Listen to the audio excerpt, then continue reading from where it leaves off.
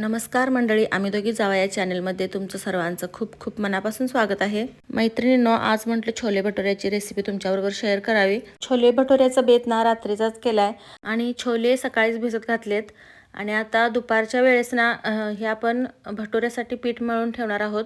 हे पीठ आहे ना कमीत कमी 2 ते 3 तास भिजत ठेवायला पाहिजे. त्यामुळे दुपारचं मळायला घ्यायचं आपल्याला जर रात्री बनवायचं असेल तर.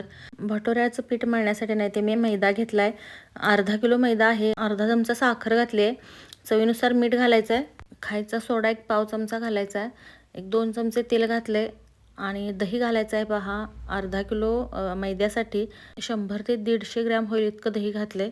सगळ्यात अगोदर दही आणि ते आपण सगळं साहित्य घातलेलं मिक्स करून घ्यायचं, पूर्णपणे एकजीव करून घ्यायचं आणि त्यामध्ये थोडं थोडं पाणी घेत आपल्याला छान गोळा मळून घ्यायचा आहे. जर तुम्हाला मैद्याचे भटुरे करायचे नसतील ना तर तुम्ही गव्हाच्या पिठाचे सुद्धा करू शकता.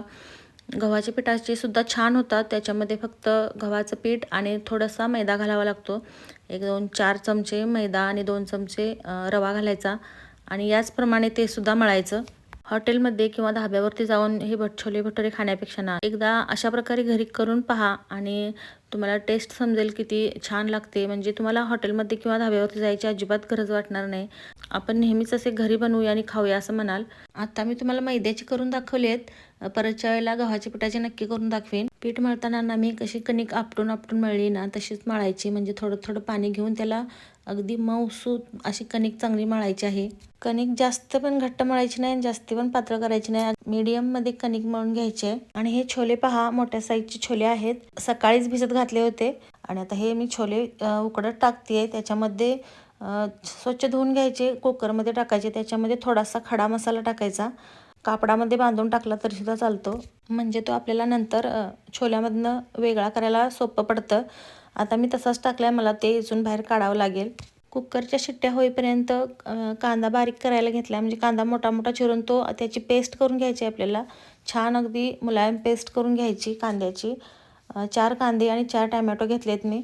तुम्हाला ग्रेव्ही किती पाहिजे ना त्याच्यावरती तुम्ही कांदा आणि टमॅटो घेऊ शकता. इथे कांदा सगळा मी बारीक करून घेतलाय. मिक्सरचं भांडं लहान असल्यामुळे एका बॅचमध्ये झालं नाही. मी ते 2-3 वेळा मिक्सरला लावून घेतला कांदा. त्यानंतर टोमॅटो मिक्सरला लावून घेतला. टमॅटोमध्ये काजू पण घातलेत थोडेसे. ते दुसऱ्या बॅचमध्ये मी काजू आणि टमॅटो बारीक करून घेते. जशी कांद्याची बारीक पेस्ट केली ना तशीच आपण टमॅटोची सुद्धा बारीक पेस्ट करून घ्यायची. मैत्रिणींनो, तुमच्या बऱ्याचशाच कमेंट अशा आल्यात की रेसिपीचं चॅनल चालू करा. तुमचे रेसिपीचे जे व्हिडिओ असतात ते खूप छान असतात. तर असं दुसरं एक चॅनल चालू करा. तर ते शक्य होणार नाही, कारण मला एक चॅनल चालवतानाच नाकीनऊ येते. म्हणजे घरातली कामं, शेतातली वगैरे, हॉलवरची कामं, अशी भरपूर कामं असतात. त्यामुळे हे एक चॅनल चालवायला सुद्धा वेळ मिळत नाही आणि दुसरं चॅनल कधी चालवणार. चला ते असू दे, आपण रेसिपी पाहूया. तर गॅसवरती कढई ठेवली आहे. त्याच्यामध्ये तेल गरम केले 1-2-3 चमचे. त्याच्यामध्ये तमालपत्र 1 घालायचे 2 आणि मिरच्या 1-2 कट करून घातलेत. मोठे मोठे 2 काप घातलेत फक्त आणि 1 चमचा जिरं घातले. त्यानंतर जी आपण कांद्याची पेस्ट केली होती ना ती घालायची पेस्ट आणि छान पूर्णपणे त्याच्यामधलं पाणी आटेपर्यंत आणि पूर्ण लालसर तो कांदा भाजेपर्यंत आपण त्याला परतून घ्यायचं. आणि त्याच्यानंतर मग टमॅटोची आणि जी काजूची पेस्ट आहे ना ती टाकायची आणि ती सुद्धा तशीच आपण तेल सुटेपर्यंत भाजून घ्यायची. त्यानंतर गरम मसाला 1 चमचा, धने पावडर 1 चमचा आणि हळद अर्धा चमचा अशी घालायची आहे. ते छान परतून घ्यायचं. आलं लसूण पेस्ट घालायची विसरली होती. ती कांदा आणि टमॅटो भाजल्यानंतर घालायची होती. ती मी आता घातली आणि ती घातल्यानंतर थोडंसं भाजून घेतलं आणि मग त्याच्यामध्ये लाल तिखट, मीठ घालून चांगलं परतून घ्यायचं आणि मग त्याच्यामध्ये थोडंसं पाणी घालायचं. तिकडे पाणी घालून मसाला आपला शिजतोय तोपर्यंत इकडे पहा, हे कुकरमधले छोले आहेत ना ते बाजूला काढून एका चाळणीत घेऊया आणि त्याच्यामध्ये जे खडे मसाले टाकले होते ते बाहेर काढून घेऊया. म्हणून तुम्हाला मी अगोदर सांगितलं होतं कापडामध्ये बांधून जर त्यामध्ये टाकलं ना तर ते कापड तसंच बाहेर काढलं की परत आपल्याला त्यामधले खडे मसाले वेचायला लागत नाहीत. आता हे छोले आहेत ना पाण्यासकट आपण याच्यामध्ये ओतले तरीसुद्धा चालतात आणि पाणी काढून ओतले तरीसुद्धा चालतील. तर मी पाणी काढले आणि ते छोले टाकले त्या मसाल्यामध्ये. त्यानंतर छोले मसाला घातला आहे 1 चमचाभर. त्यानंतर पाणी घालून आपण थोडीशी वाफ काढायची आहे.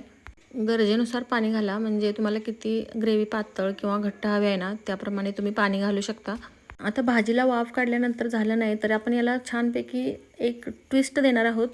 वाफ काढून झाल्यानंतर आपण कढई उतरून बाजूला ठेवायची आणि गॅसवरती एक छोटंसं पातेलं ठेवायचं आणि त्याच्यामध्ये तूप घालायचं आहे. चमचा 2 चमचे तूप तुम्हाला किती हवं आहे ना तितकं तुम्ही घालू शकता आणि त्याच्यामध्ये लाल पावडर घालायची, मिरची पावडर घालायची आहे. हे मिक्स करून ना त्या छोल्यामध्ये आपल्या कढईमध्ये वरून ओतायचं आहे आणि थोडीशी कोथिंबीर घालून बटर घातलं आहे थोडंसं आणि हे झाकून द्यायचं, असंच ठेवायचं. आता आपण भटुरे करायला घेऊया. तर भटुऱ्याचं पीठ असं झाकून ठेवलं होतं, पहा कसं मुलायम झालं आहे, एकदम छान झालं आहे. तर थोडासा तेलाचा हात लावून आपण परत एकदा आता मळून घ्यायचं.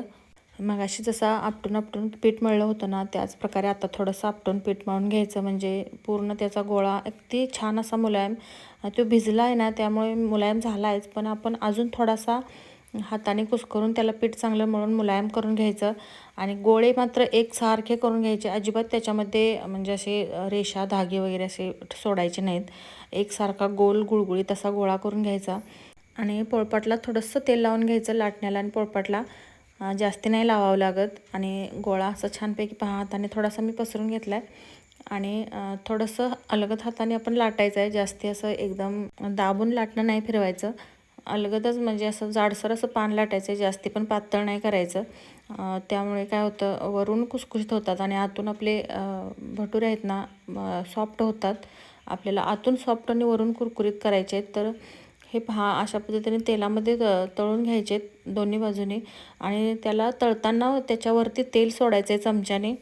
वरून तेल त्याच्यावर सोडलं ना चमच्याने, तर काय होतं, तर ते आपले भटुरे आहेत ना टम फुगतात. त्याच्यामुळे वर्षा देत होती मला लाटून, पण काय झालं, सगळी जेवायला आलीत आणि म्हणालीत जेवायला वाढा असे दंगा सगळा चालू झाला. त्यामुळे म्हटलं तू जेवायला वाढा, मी लाटून घेते आणि भाजून पण घेते.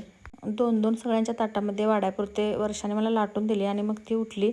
मैत्रिणींनो, हे छोले भटुरे ना आम्ही एकदासुद्धा हॉटेलमध्ये कधीच खाल्लेले नाहीत.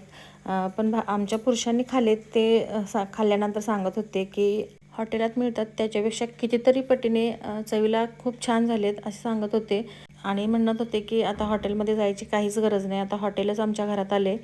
तर इथे तुम्ही छोले पाहू शकता, किती छान झाले आहेत. मस्तपैकी ग्रेव्ही पण झाली आहे आणि आपले छोलेसुद्धा छान शिजलेत. तर आता पहा वर्षाची इकडे गडबड चालू आहे. म्हणजे मुलं आलेत, एक एक भटोराच घेऊन चाललेत. त्यामुळे म्हटलं त्याला मुलांना अगोदर वाढून दे, मग आम्ही सगळे जेवू. आम्ही काय करतो, सकाळी आणि संध्याकाळी दोन्ही वेळेला आम्ही सगळी घरातले यांना एकत्रच जेवायला बसतो. आणि असं काहीतरी गरम गरम करायचं असेल ना, तर ते असं भाजल तसंच वाढावं लागतं. मग इकडे सगळी धांदल उडालेली असते, ती करायची पण आणि वाढायची पण. त्यामुळे ते एकजण करायला लागतं आणि एकजण वाढायला लागतं. तर हा पहा भटुरा कसा आहे, तर वरून क्रिस्पी आणि आतून सॉफ्ट आहे, असा छान होतो भटुरा. एकदा नक्की ट्राय करा. तर सगळ्यांचं जेवण झाल्यानंतर ना आम्ही दोघी जेवायचं पाठीमागं राहिलो होतो. त्यानंतर वर्षाला म्हटलं तू पण घे तोपर्यंत. मैत्रिणींनो, व्हिडिओ कसा वाटला कमेंटमध्ये सांगा. व्हिडिओला एक लाईक नक्की करा.